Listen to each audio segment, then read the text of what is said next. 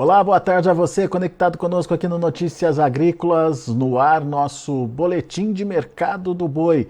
Vamos trazer as informações desse mercado que segue pressionado aí e o que a gente percebe é uma nítida mudança no patamar de preços da arroba. Até quando essa mudança pode acontecer, quanto tempo deve durar, a gente não sabe, mas o fato é que o mercado vem se ajustando entre oferta e demanda e buscando o preço de equilíbrio, né, nessa briga aí entre oferta e demanda. Quem nos ajuda a entender melhor o que está acontecendo e principalmente nos ajuda a ver o que vem pela frente é o meu amigo Tiago Bernardino de Carvalho, pesquisador lá do CPEA. Seja bem-vindo, viu, Tiago? Obrigado por estar aqui com a gente mais uma vez. Afinal de contas, estamos passando por um momento de ajuste. Temos um novo patamar de preços sendo praticado, mas será que esse patamar de preços já está ajustado, na sua opinião, Tiago? Ou a gente ainda vai ver ajuste ainda para acontecer? Olá, Alexander. Novamente, obrigado pelo convite, pelo espaço para a gente poder conversar sobre pecuária e sobre o mercado, sobre o cenário do que a gente está passando. Talvez é uma pergunta aí que todo mundo se faça, né? Se o preço vai cair mais, se não vai cair, como que a gente projeta aí para os próximos meses, até mesmo produção, o mercado, né? Como que ele vai reagir, se vai reagir ou não. Mas o ponto que a gente sempre tem que analisar, natural, e muitos do que acompanham, sempre a gente conversando, vocês sempre divulgando, a gente já se desenhava, né, num período de maior produção. Houve um investimento muito forte na pecuária nos últimos anos, né, por vários motivos, e até positivos, evidentemente. A gente tinha um grande mercado comprador, ainda tem esse mercado comprador, e o mercado ele buscou, sim, ofertar esse produto. Então, houve investimento nas principais áreas de pecuária, todas elas, com muita tecnologia, e esse resultado aparece no campo, esse resultado ele vem aparecendo. E aí, quando a gente tem realmente um volume maior de carne, um volume maior de gado, a gente tem um ajuste no tradicional equilíbrio, né, do mercado, que é oferta e demanda. A gente tem aí, Thiago, mas o mundo todo está precisando do alimento. Sim, eles continuam precisando, mas o mundo todo também está passando por crise, como a gente passou em termos de inflação, depois da elevação de juros, onde o nosso dinheiro foi corroído, né, o poder de compra nosso caiu. O mundo todo ele sente um pouco disso. E, evidentemente, em muitos movimentos freia essa compra. Não necessariamente para carne bovina, né? No caso a China, a gente tem os números aí que saíram aí ontem, né? A gente tem aí o melhor mês de 2023, tá? Tudo bem que a gente teve um parênteses aí, né? Entre fevereiro e março, mas, por exemplo, é o melhor maio de carne in natura da história, 168 mil toneladas. Então, o mercado externo para a carne bovina brasileira ele tem um fôlego, mas se a gente olhar os demais produtos, né, as demais commodities, os demais setores agropecuários, soja, milho caindo de preço, né, então todo mundo está sentindo um pouco. Então a gente tem mais oferta, a gente tem uma demanda, não vou dizer enfraquecida, né, mas uma demanda já brasileira estagnada no patamar inferior, que busca sim um aumento, e uma demanda externa. No caso da carne bovina, um problema que a gente teve aqui no começo do ano, de caso atípico, né, de vaca louca, mas também a gente tem esse cenário do chinês, que realmente ele renegocia porque o poder de compra deles também altera-se dado inflação, juros. Então, o cenário que se desenhava ocorreu, mais oferta. Tá? Dado que a gente tem ainda uma demanda interna andando de lado, a gente tem uma demanda externa que oscilou ao longo do ano, sim, a gente realmente foi desenhada uma pressão baixista no preço da arroba do boi, no preço do bezerro, até mesmo a carne. A carne realmente está chegando em patamares anteriores, né, de 2019. Então, assim, a carne realmente também não está sendo escoada, porque o consumidor daí também tem o poder de compra dele que ele olha para o lado e vê outras carnes mais competitivas. Então, é um cenário ao longo da cadeia e sim, a gente começa a trabalhar com patamares de preços mais baixos do que a gente vinha observando os últimos 2, 3 anos. Muito bem, é o preço se ajustando à nova realidade do mercado aí. Agora, vamos então por partes. Uma coisa que me chamou a atenção na sua fala. Se temos oferta é porque teve investimento lá atrás. Perfeito. O que mudou, Tiago? A pecuária é outra? Dá para comparar a pecuária de 2023 com a pecuária de, sei lá, 2017, 2018? É uma boa provocação, hein? Aí o time do Notícias Agrícolas aí vai me barrar aqui, né? Mas vamos tentar ser bem pragmático e bem conciso na resposta, né? A gente tem algumas quebras aí na estrutura da pecuária de corte nos últimos 20 anos, mas pegando assim, a primeira, em termos de produtividade, a gente tem um salto aí de quilogramas produzido por animal, né, de 2009 para 2010, aquele boom das commodities, daí a pecuária entrando com o confinamento mais forte a partir de 2007, 2008, então eu tenho um ganho em torno de 5 quilogramas. Aí de 2015 a 16 também, 14, 15, 16, houve muito investimento a partir de 15, melhoramento em nutrição, etc. Então também algo em torno, subiu de 3 a 4 quilogramas. E aí de 19 para 20, principalmente pelo efeito China, a gente tem um incremento na produtividade, principalmente confinamento no final do ano, de mais de 10 quilogramas por animal. Houve muito investimento. A pecuária, no meu modo de ver, olhando o que está acontecendo agora, em termos de preço, ao longo dos últimos anos, principalmente agora, a pecuária ela mudou. A pecuária, não vou dizer que ela está profissional, ela sempre foi profissional, mas ela vem ajustando. A pecuária é outra hoje brasileira. A gente teve muito investimento, como eu falei, principalmente em genética, né, e nutrição, manejo sanitário melhorando, e ele coloca à prova um novo modelo de negócio. Hoje eu tenho pecuaristas mais profissionais, pecuaristas olhando realmente em produzir mais carne, mais carcaça, e a partir do momento que eu começo a produzir mais carcaça, eu começo a trabalhar a minha gestão de risco. E gestão de risco que eu falo, controlo meu custo e controlo meu preço de venda. O pecuarista, ele está assim. O pecuarista, hoje, eu tenho um boi padrão de 245. Em São Paulo, 250, 240. Como eu tenho um boi padrão acima de 260, 265, 270. Porque eu tenho qualidade, eu tenho meus prêmios, eu tenho a fidelização junto com a indústria, porque também a indústria, ela precisa de um volume padronizado, porque ela está colocando no mercado. Tá? A carne, a gente sabe que é um preço caro, se a gente comparar com as outras proteínas. Então, eu preciso otimizar todo o meu processo produtivo. Então, isso nos últimos anos que você coloca, o pecuarista ele se profissionalizou fortemente.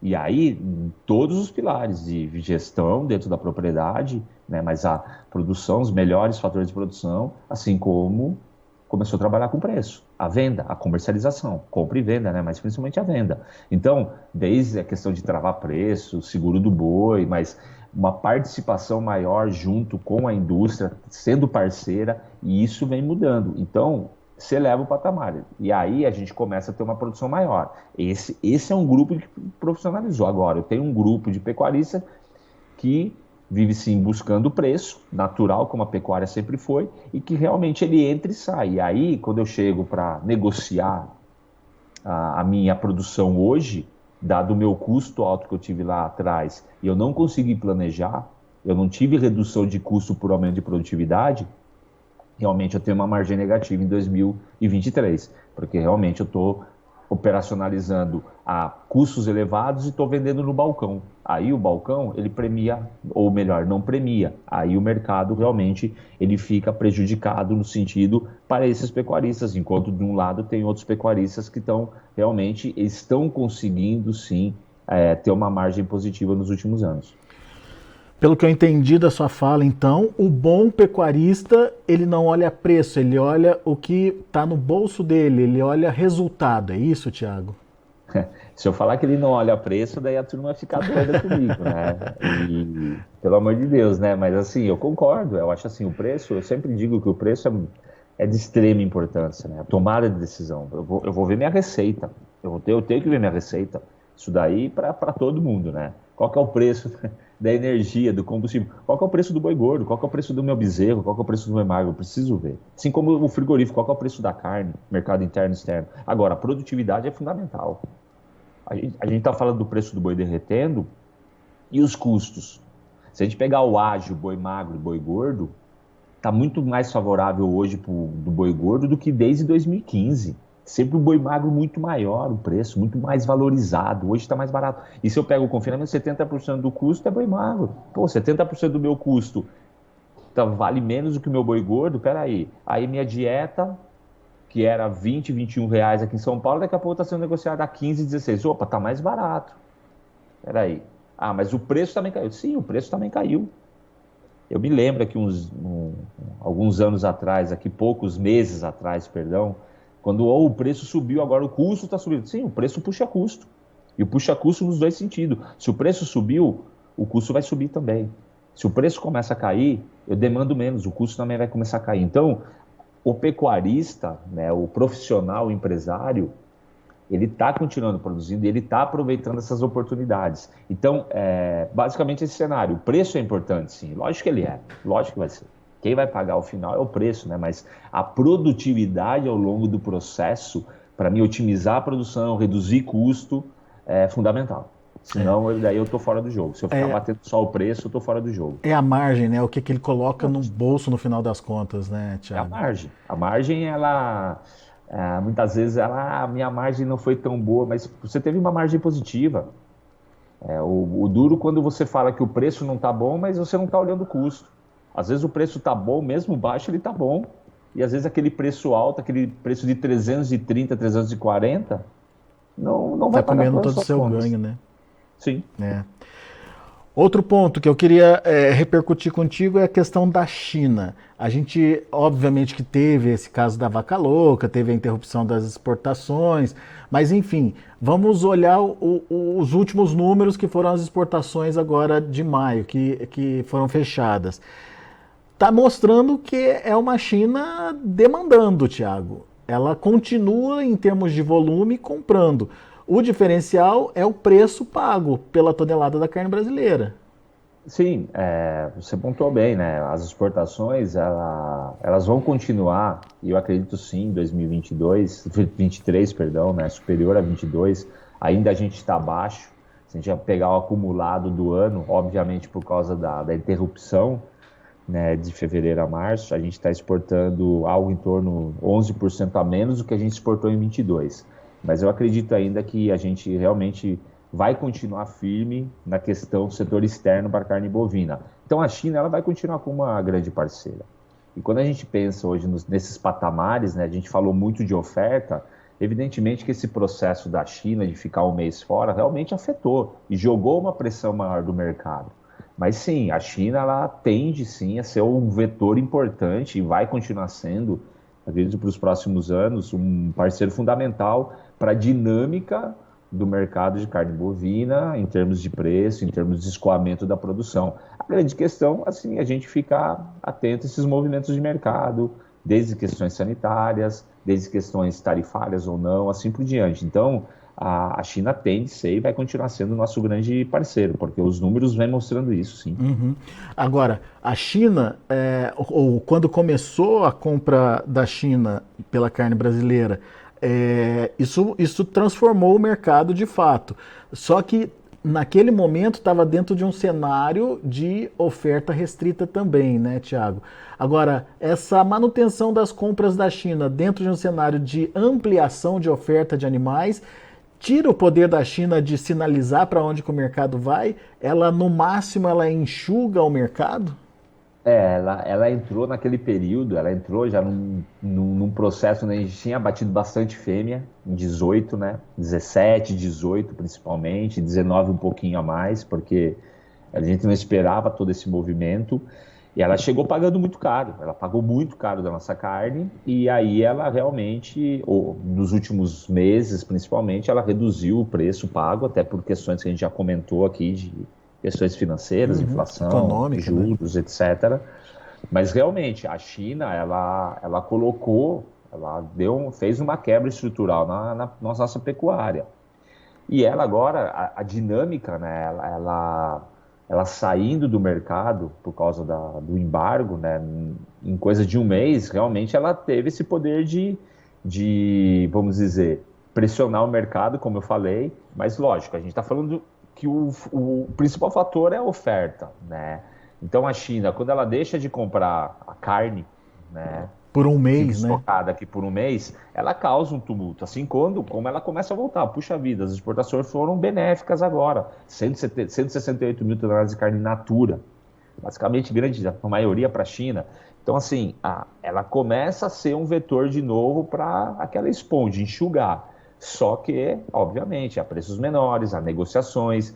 Então o preço vai voltar a explodir do boi? Pode sim que sim, oscile sim positivamente, como a gente vai ter momentos de mais oferta 23 e 24, como todo mundo vinha desenhando, como todo setor de pecuária sabe, mas realmente a China pode ter esse papel, sim, positivo em cima da dinâmica de preços da pecuária.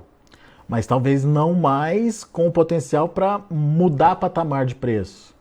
Hoje, assim, mudança de patamar de preço nesse curto prazo, teria que ter uma melhora no mercado doméstico em termos de renda, um consumo Né? maior, ou ter uma nova China, ou um outro país, não como a China, mas que comprasse mais carne. Então, são fatores que podem sim ajudar, mas dizer que a gente vai ter realmente um processo como ocorreu em 2019, como você bem disse, a gente estava com uma oferta mais restrita, terminando o ciclo de baixa do preço e querendo subir, né, novamente ter valorizações. Hoje a gente tem mais oferta.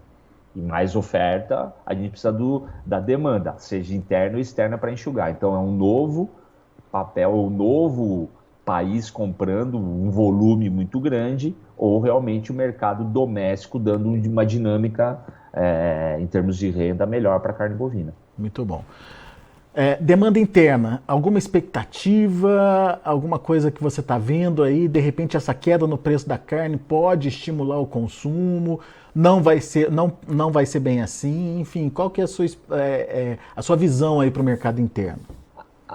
O mercado interno, ele sempre ele gosta, né? O brasileiro ele gosta de promoção, o brasileiro gosta de carne bovina, então quando o preço da carne bovina ela cai, realmente o brasileiro ele sabe que tem promoção, ele sabe que ele vai conseguir comprar, óbvio, a gente ainda está em patamar, se eu falo isso, talvez a própria indústria, o pecuarista, ele fiquem bravos, mas realmente eu estou sempre olhando as alternativas. A carne bovina é um produto de valor agregado maior? Sim, perfeito. Mas se a gente olhar as outras proteínas, eu tenho realmente uma competitividade menor, porque o preço do frango e da carne suína, mas evidentemente o preço da carne bovina caindo um pouco e a gente entrando no segundo semestre, que tradicionalmente eu tenho uma oscilação mais positiva da carne bovina, isso pode ser fatores que ajudem aí a melhorar um pouquinho o cenário para os próximos meses, principalmente no segundo semestre. Né?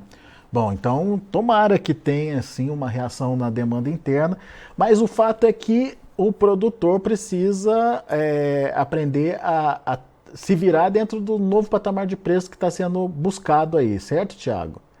Sim, acho que está bem claro para todos. Infelizmente, assim, o pecuarista ele sentiu muito, né, a desvalorização e vem sentindo. Tem muita gente preocupada, muita gente dizendo que não vai investir novamente, né? Mas como já foi dito, né, o preço do boi caiu, mas também o preço do milho caiu, o preço da soja caiu.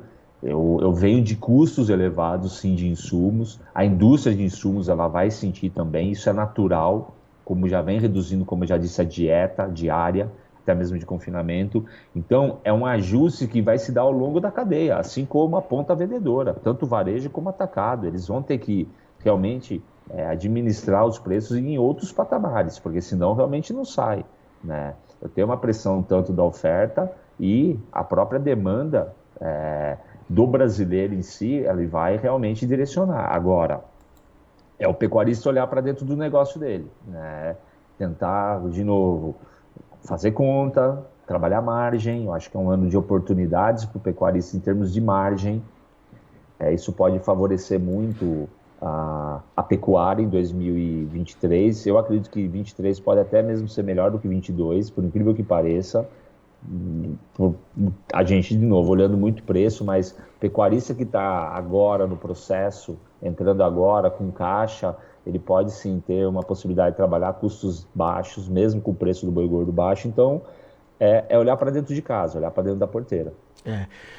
A gente tem dois tipos de pecuaristas, né? Aquele que ainda tem aquele estoque caro de boi caro, de insumo caro lá atrás, que precisa ser desovado, uma hora vai ter que ser desovado, e aquele que está começando do zero, né, Tiago? Quem está começando do zero tem uma situação mais tranquila aí pela frente, né? Começando Sim. do zero no sentido de pegando preços novos de insumos, comprando animais mais baratos, fazendo, enfim, o dever de casa, né?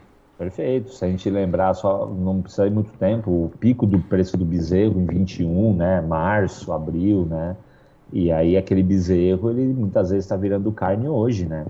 Exatamente. Então, realmente o custo veio. Eu não tiro a razão da conta. Muitos pecuaristas tomaram muito prejuízo, sim, com certeza. Como sojicultor, como produtor de milho, né? Mas realmente o pecuarista que ele conseguiu, né, trabalhar com um custo inferior ou começa a partir de agora um novo investimento comprando bezerro barato, milho barato, assim por diante, realmente ele tem um cenário mais tranquilo pela frente. Ou até se protegeu, né? Perfeito, até se protegeu. Aí a gente entra na questão da gestão do risco, né? Exatamente. É que a gente sempre fala, parece que a gente, lá vem eles de novo, mas tem que... É a comercialização, compra e venda do insumo. E se o preço tá bom, qual que é a sua margem? A minha margem é tanto. Por que não travar a sua margem? Eu acho que esses últimos movimentos no mercado pecuário, eu acho que, de novo, trazem ensinamentos importantes pra gente. Boa, Tiagão. Meu amigo, obrigado mais uma vez pela sua participação, sempre bom te ouvir, volte sempre. Obrigado vocês novamente pelo espaço, é um prazer estar aqui falando sobre pecuária junto com vocês. Grande abraço a todos. Valeu, abraço para você, Tiago. Tiago Bernardino de Carvalho, pesquisador lá do CPE, com a gente, contextualizando o que está acontecendo com o mercado do boi gordo. O fato é, temos um novo patamar de preço a ser buscado. Esquece aquele valor acima dos R$300, esquece aquele valor dos 350. Vamos entender qual é a nova realidade do mercado diante de uma boa oferta aqui do Brasil e de uma demanda que está acontecendo, mas ainda não é suficiente para equilibrar oferta e demanda. Esse preço vai acontecer no momento que esse equilíbrio for promovido aí, e portanto o produtor tem que ficar atento e justamente trabalhando para que esse valor se adeque à realidade da sua atividade, do seu dia a dia.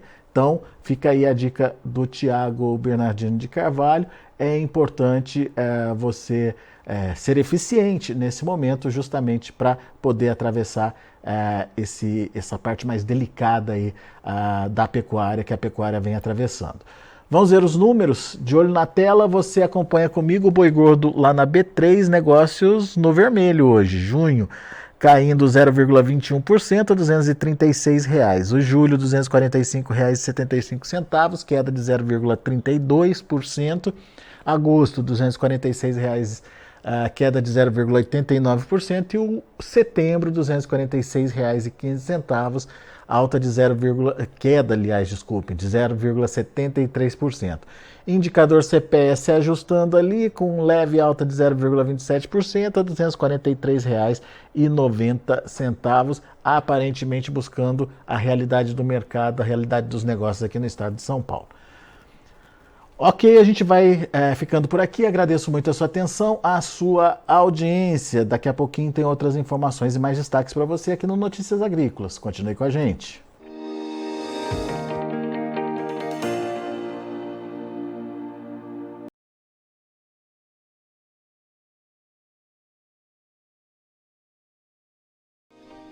Se inscreva em nossas mídias sociais. No Facebook, Notícias Agrícolas. No Instagram, @Notícias Agrícolas. E em nosso Twitter, @Norteagri. E para não perder nenhum vídeo, não se esqueça de nos acompanhar no YouTube e na Twitch, Notícias Agrícolas Oficial.